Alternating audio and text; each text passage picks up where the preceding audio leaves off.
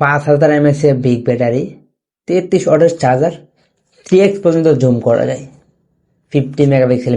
Hello, আসসালামু আলাইকুম, সবাইকে স্বাগতম এলগান টেকনোলজি ইউটিউব চ্যানেলে। আমি লোকমান। আজকে আপনাদের জন্য নিয়ে এসেছি নাথিং CMF2 Pro এর ফুল রিভিউ। আর ডিজাইন, পারফরমেন্স, ক্যামেরা সব থাকবে আজকের এই ভিডিওতে। তো আগে ওই ফোনটা লঞ্চ হয়েছে 2025 সালে। তো আজকের দিনে ইউজড ফোন কিনলে কিংবা নতুন কিনলে কেমন হবে, এখন ওইটার প্রাইস কেমন। তো এখন মার্কেট প্রাইসটা মোটামুটি অনেকটাই বেড়ে গেছে, 35 কিংবা 33-34 হাজারের মধ্যে চলে গেছে। তো আমি আমার ফ্রেন্ডের জন্য কিনেছিলাম 23,500 টাকার মতো। তো এখনকার সময় অনেক ফোনের যে দাম প্রচুর বৃদ্ধি পাইতেছে আর কি। এখন আপনি যদি ওই ফোনটা কিনেন 30 কিংবা 32-33 হাজারের মধ্যে, হলো কেমন হবে।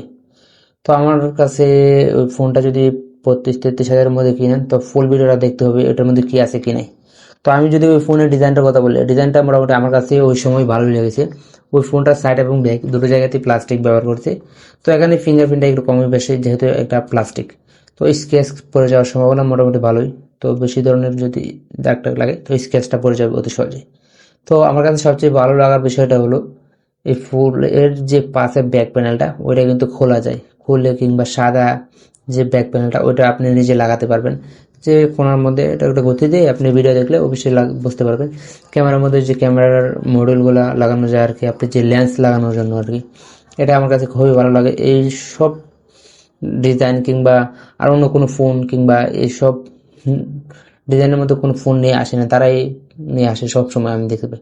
কিন্তু এখন যদি আসি ওই ফোনের ডিসপ্লে সেকশনে, ডিসপ্লেতে ব্যবহার করছে 6.677 ইঞ্চি একটি অ্যামোলেড প্যানেল, যেটাতে 120 হাই রিফ্রেশ এবং HDR10 এর সাপোর্ট।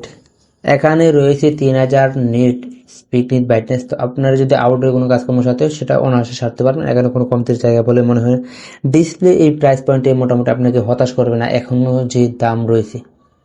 এটা একটা টপ লেভেলের ফোন বলা যায়, যদি আপনি 30 কিংবা 32 হাজারের মধ্যে ধরেন। আমি আগেরকার সময় বাদ দিয়ে এখনও যদি ধরি, এখন যদি আসি ফোনের ক্যামেরা সেগমেন্টে, ক্যামেরাতে 3টা মডেল দেখতে পারবেন। এখানে কাজে ক্যামেরা 3টাই।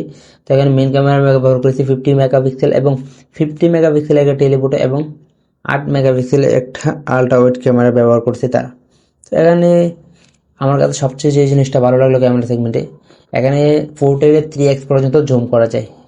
তার ফোন দিয়ে ছবি তোলা অনেক ছবি আমার কাছে আছে, তো অবশ্যই আমি দেখাইতে চেষ্টা করতেছি। তো ছবির কোয়ালিটি বেশ ভালো, এখানে সর্বোচ্চ 4K 30fps ভিডিও রেকর্ড করা যায়। এখনকার অনেক ফোনেই দেখা যায় এই জিনিসটা পাওয়া যায় না, 4K 30fps কিংবা প্রাইস 30 কিংবা 25 হাজার বেশি হয়ে যায়, কিন্তু ওই জিনিসটা পাওয়া যায় না। কিন্তু ওইটার মধ্যে আপনারা পাইতেছেন। এখন সেলফি ক্যামেরাতে ব্যবহার করছি 16 মেগাপিক্সেল একটা সেলফি ক্যামেরা। সেলফি ক্যামেরাতেও মোটামুটি ভালোই ভিডিও রেকর্ড করা যায়, 2K পর্যন্ত, 2K 30fps ছবি এবং ভিডিও মোটামুটি ভালোই বলা যায়। এখন যদি আসি ওই ফোনের পারফরমেন্সে ব্যবহার করেছি মিডিয়াটেক ডাইমেনসিটি 7300, যেটা 4nm। এই প্রাইস পয়েন্টের মধ্যে মোটামুটি ভালোই বলা যায়, মোটামুটি আপনাকে হতাশ করবে না আর কি। এটা দিয়ে আপনারা মোটামুটি ভালো লেভেলে গেম প্লে করতে পারবেন, এতটা হতাশ হবেন না।